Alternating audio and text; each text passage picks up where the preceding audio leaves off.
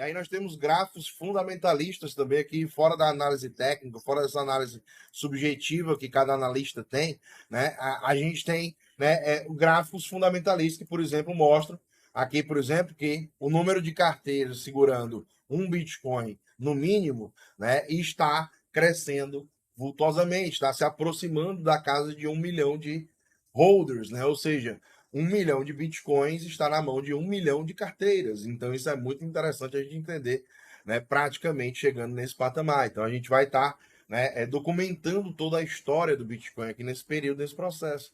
Um outro indicador interessante também é o próprio MVRV, né? Que é um indicador que mostra quem está qual a porcentagem da galera que está no prejuízo e se a galera está vendendo no prejuízo ou não. Né? E aí, exatamente, o MVRV está fazendo esse processo aqui, né, de mostrar para a gente que ele está numa zona, num range, né, numa área de negociação, historicamente falando, né, de compra. Então, quando o Bitcoin chegou nessa zona do MVRV, nesse gráfico analisado pela Glassnode, né, a gente tem essa zona de compra. Quando foi que ele chegou lá? 2015, 2016, né, ele estava lá pairando nessa região. Aí chegamos lá em 2019 novamente, 2018, final de 2018, dezembro ali de 2018 para começo de 2019. Note, dezembro de 2018 para começo de 2019, nós estamos no final de 2022 e chegando ao início de 2023. Então esse tipo de movimento, caracterizado também por essa área onde que o MVRV está posicionado agora no mercado, né, que a gente está vendo agora também, ele está nesse range, nessa área, onde que você, teoricamente, teria que estar fazendo as suas compras parciais. Então, nós estamos numa área de negociação para o Bitcoin, né, que eu considero a área mais bullish da parada, que é exatamente essa área aqui que vem aqui, ó, essa área abaixo da nossa linha vermelha. Então, tudo que o Bitcoin fizer abaixo da linha vermelha, pessoal, no futuro, as pessoas vão ver isso como oportunidade mais uma vez. É difícil enxergar isso no curto prazo? Bro. É muito difícil. As coisas são duras, mano. O mercado é louco. É insano. Tu pensa que ele tá recuperando e ele faz aquele movimento contra. Só que a gente sabe que, ao mesmo tempo, né, você tem essas ferramentas para poder fazer a sua análise e corroborar com o seu sentido de acreditar se o preço está barato ou se o preço está caro. Então, faça a sua pesquisa. Aqui no canal, a gente não dá recomendação de investimento para ninguém sobre nada.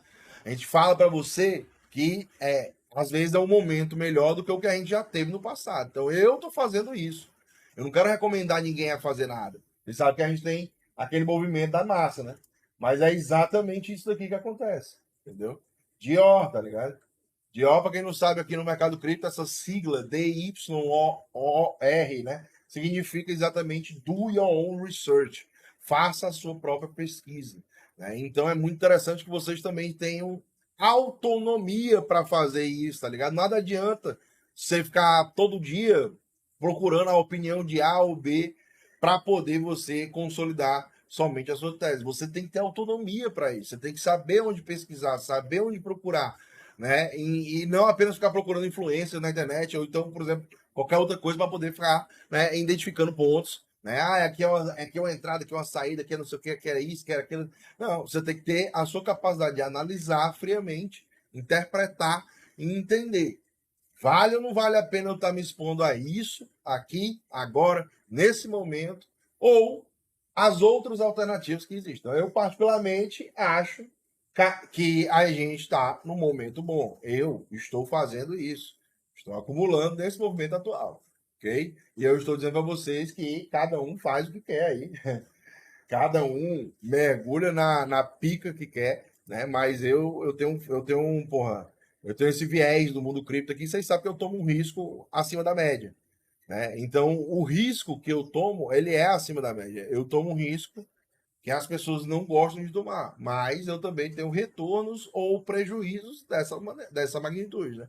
Então aqui a gente tem um Ethereum cotado em Bitcoin que segue fazendo um movimento muito ímpar, acima das duas médias principais aqui de médio prazo, que são as de 200 períodos e 610 períodos, inclusive foram elas que seguraram a pancada nos dias atuais, meus amigos, nós estamos entrando num cenário extremamente interessante para o Ethereum cotado em Bitcoin, ok? O Ethereum cotado em Bitcoin está extremamente interessante daqui para frente.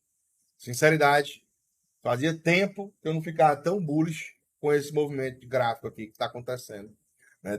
Depois de toda essa consolidação que a gente está tendo, essa lateralização infinita aqui. Note, tudo isso daqui é uma lateralização que está carregando energia, ok? A energia está dentro desse capacitor aqui. Essa energia está toda consolidada aqui. São 576 dias que essa energia está travada aqui nessa área. Ela vai um pouquinho para cima, vai um pouquinho para baixo, mas ela se estabiliza nessa região. No momento que essa energia sai dessa área e ela vai para cima ou vai para baixo, a gente tem movimentos exponenciais. E por que eu acredito que ele vai para cima? Porque nós estamos fazendo fundos ascendentes no curto prazo. Nós estamos fazendo fundos ascendentes. Ele veio fazer um teste aqui, que foi o maior bear trap, onde você poderia ter tido a maior compra de Ethereum da história, né, do curto prazo, foi aqui, ó. Aqui era onde o Ethereum estava mais barato comparado ao Bitcoin da história, né, do curto prazo. E ele tentou perder esse fundo aqui, ó, e foi rejeitado. Então você nota, ele vai lá embaixo e passa um tempinho e volta para cima ligeiramente. Isso significa o quê? Uma possibilidade de um bear trap, né, que é uma armadilha de ursos, onde ele finge que vai cair, despencar aí para o espaço sideral e buscar o fim. E aí, na sequência, a gente volta e faz o processo de recuperação e começa a lateralização novamente. Quem sabe para poder, enfim, a gente está indo visitar a região de topo histórico de 2017, né, quando o Ethereum custava cerca de 15% do valor de um Bitcoin. E aí, meus amigos, né, se nós formos eventualmente fazer esse processo aí, chegarmos lá na Gozolândia, eu acredito que, né, seria apenas o início de um movimento de crescimento exponencial do Ethereum em cima do Bitcoin, que eventualmente traria ele no futuro a também estar ganhando mais market share do que o Bitcoin, e isso provavelmente faria com que o Ethereum também, né, em algum momento depois disso, né, de superar esse topo histórico, a gente ter um movimento do Ethereum eventualmente passando o market cap do Bitcoin. Então, isso é uma opinião controversa, né? Porque a maioria dos players do mercado eles não acreditam que o Ethereum irá, né, superar o market cap do Bitcoin. A grande maioria das pessoas acredita que o Bitcoin sempre será o principal ativo do mercado e que sempre será, né, o ativo mais valioso, no caso. Não o principal sempre será, porque foi o primeiro que trouxe essa tecnologia blockchain fantástica, o Satoshi, pô, pai no mundo aqui dessa tecnologia e que trouxe isso para a gente, beneficiando os seres humanos aí com a liberdade. Mas, de um modo geral, a gente vê que a usabilidade do Ethereum tende a fazer isso. Não é porque eu sou fã do Ethereum, não, galera. Eu sou fã dessa porra, entendeu? Mas a questão não é essa. Não é ser maximalista de um ou de outro, não. Eu gosto do Bitcoin, eu gosto do Ethereum. Os dois servem para propósitos totalmente diferentes. Só que o propósito do Ethereum ele tem mais demanda, usabilidade. E a gente vê que quanto mais o tempo passa, né, o Ethereum vai se tornando um movimento aqui que está bastante controlado a sua inflação. Né? Então, se você for ver hoje a inflação do Ethereum, desde o merge, foi, né, de 0,07%. Teve períodos que eu mostrei para vocês, ele teve deflacionário. Né? Aqui a gente estava destruindo mais Ethereum do que o que havia sido minerado na época do Proof of Work. Então, esse processo a gente ainda está dentro de um bear market. Quando a gente entrar num bull market, as taxas do Ethereum vão para o espaço e elas se mantêm constantemente por lá. E aí o que acontece?